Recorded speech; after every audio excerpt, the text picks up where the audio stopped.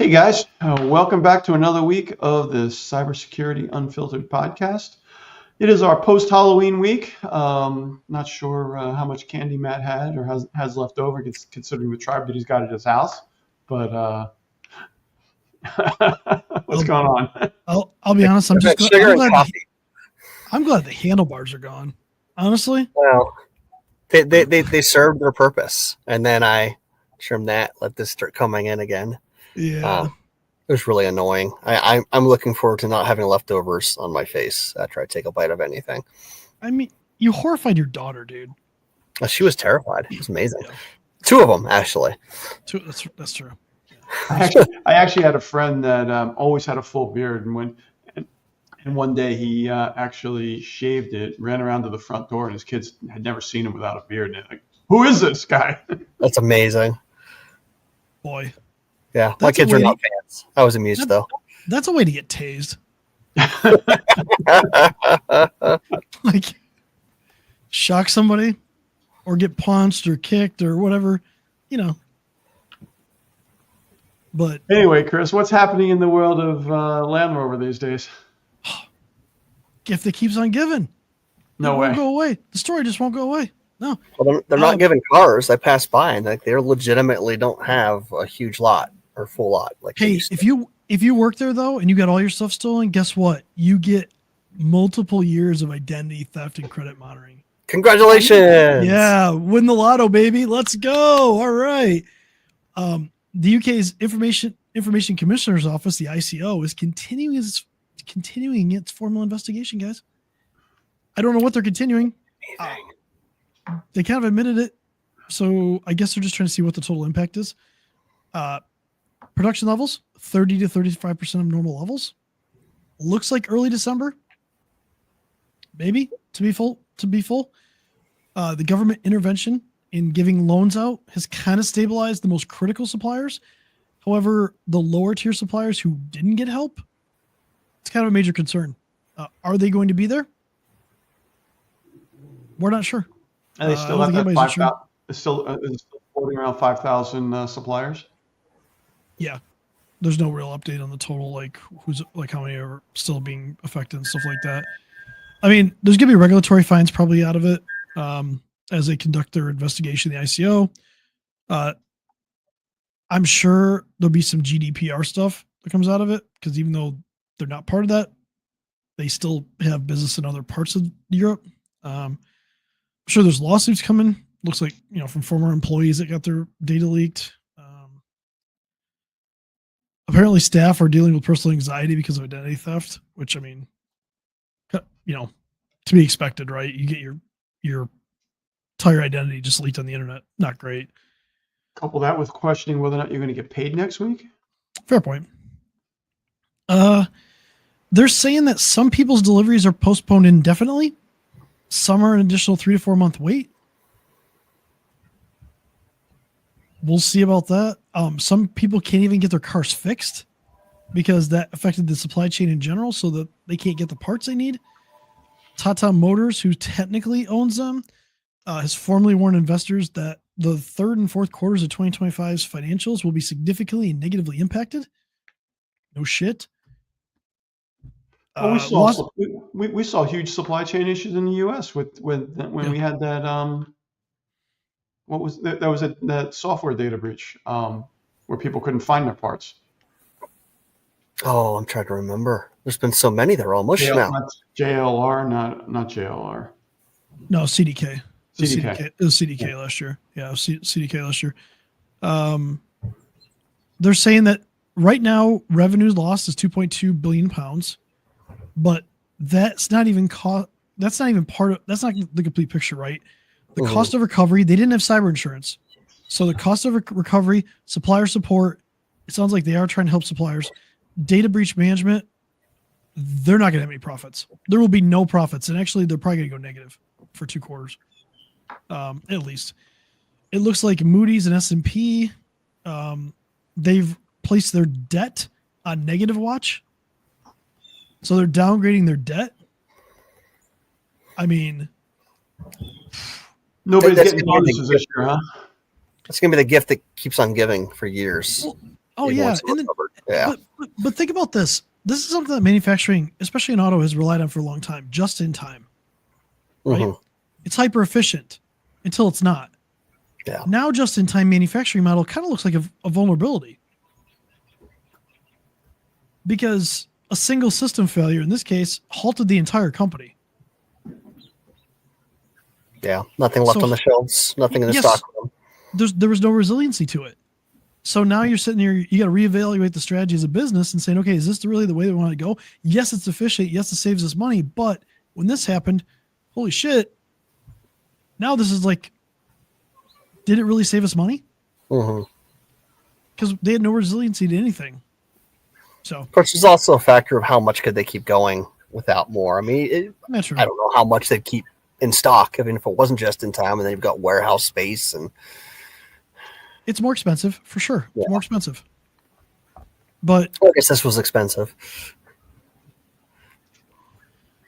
I mean, when are we really going to know the total cost of this? 6 months Never. from now, maybe because Never. they're going to report it to their investors. Well, I mean, we talk about downstream, but I mean, Yeah. you know, we're cybersecurity and we're involved with IT support. Think about you got a supplier under Jaguar, there's someone serving them. They're not getting helped. Yep. So there's, I mean, it's just trickles downstream constantly. There was a liquor vendor that was hit last year, or I think it was last year. Now that's a sin. Yeah, Don't mess with my alcohol. And you're in Pennsylvania. That's all the state. it was Stoli. It was Stoli. Yeah. They had to file for bankruptcy.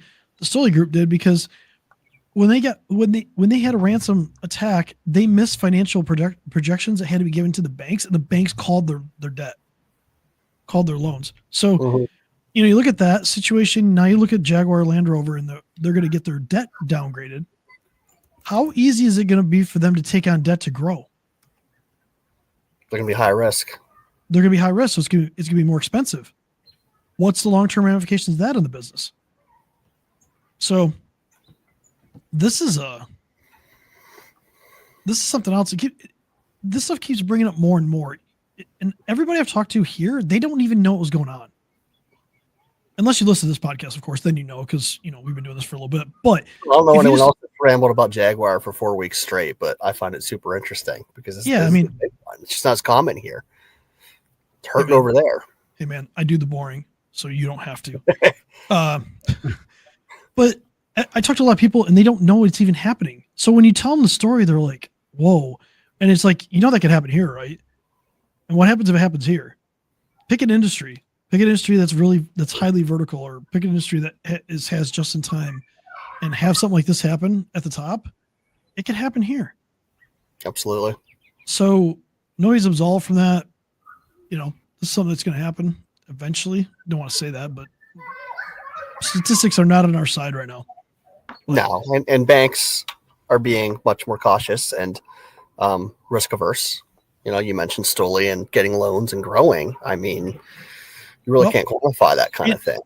And now the NCSC in the UK is getting involved. You may see mandatory regulations for cybersecurity on the auto industry there. It's not a bad thing. No. Well, when it happens there, guess what comes next, guys? Comes here. Mm-hmm. So get your crap in order. We're- Get your house we're in gonna- order. Not we're crap. Sorry. I wouldn't say a bad word. I already did so twice. So get your shit in order. I'll say it.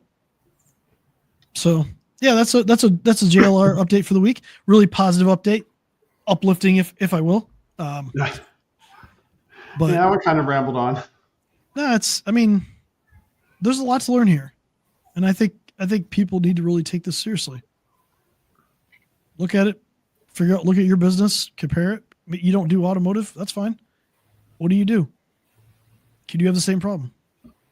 So, but we have another story.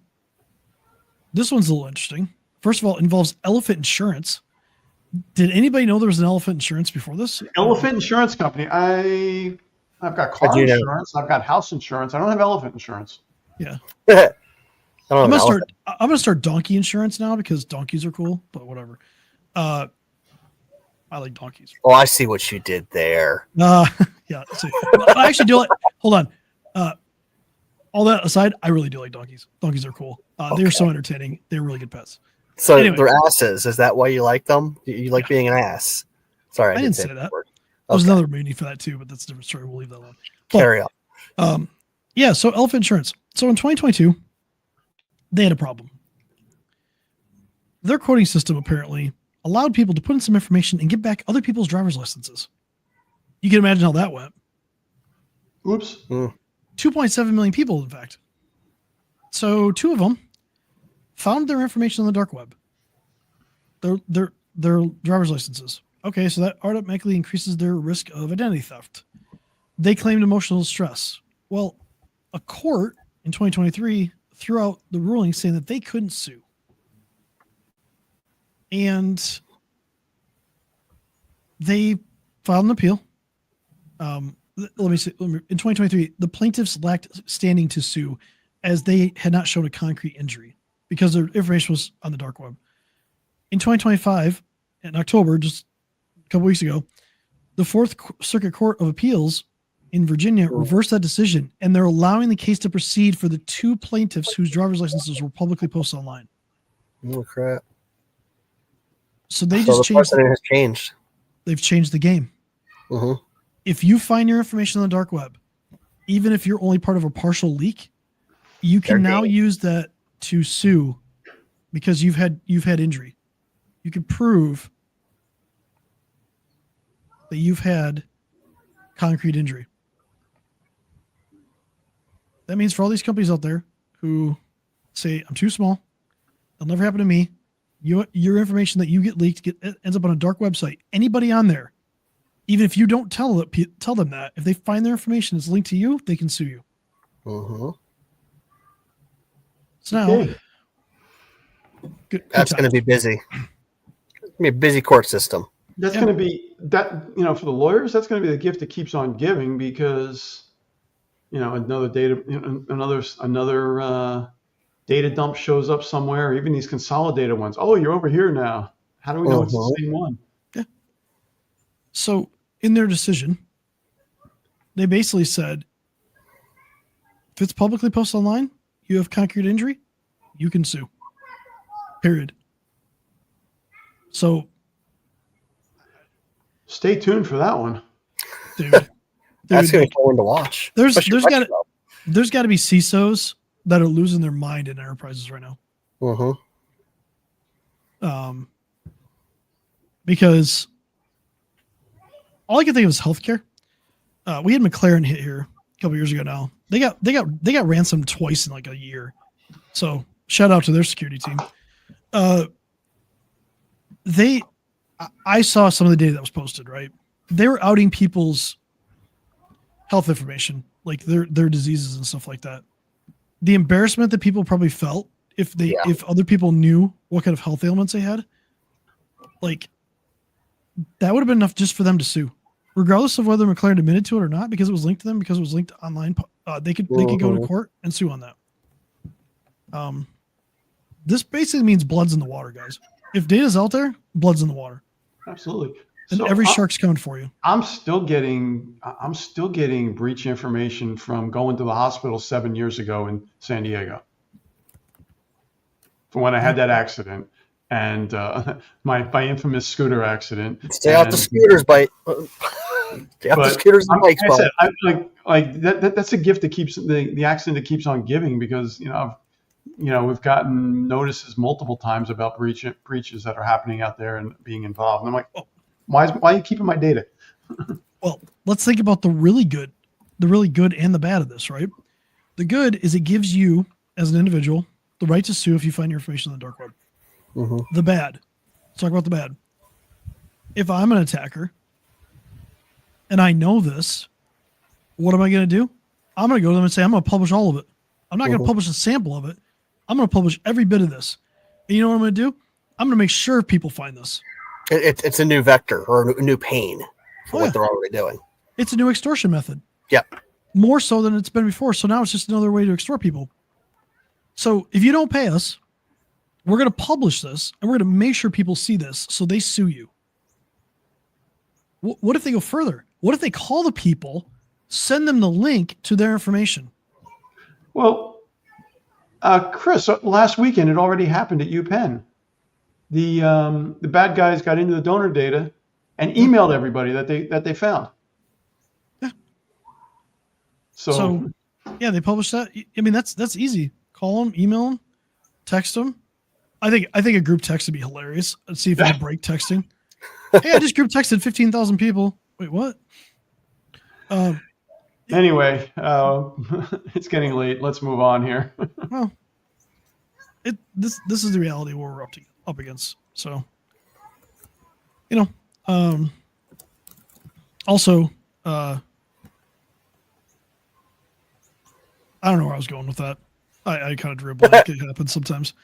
I'm so deep in this rabbit hole of JLR and trying to look at. Well, I was doing some research earlier today. I'll finish off with this. I was doing some research earlier today, and I found an accounting firm 2 miles from me that's on a ransomware site, and an ecology place that's 4 miles away from me on a ransomware site, on a dark web ransomware site. On the last month, I found a lawyer that's had their stuff posted, and I guess the excuse that people want to use, I'm too small. We're going to find out. Just leave it at that. We're going to find out. You're not too small. You're going to, people are going to find out. And it's sad, but I don't know. We're out here trying to do good work, and we're out here trying to help people, but it's weird because I don't know about you guys, but like I talked to a lot of people, it just seems like people they kind of lost hope. They throw their hands up in the air. Yeah, people are numb. Overwhelmed. Happen. Yeah, we're numb. Like they just don't care anymore, and it's one of those things where it's just kind of like, it's not. It's disheartening, honestly, because there's a lot of things you can do, a lot of simple things you can do to make sure you don't end up like this. But maybe I should send them cards, get wild cards or something like that. Oh. That might be passive aggressive. Maybe I shouldn't do that.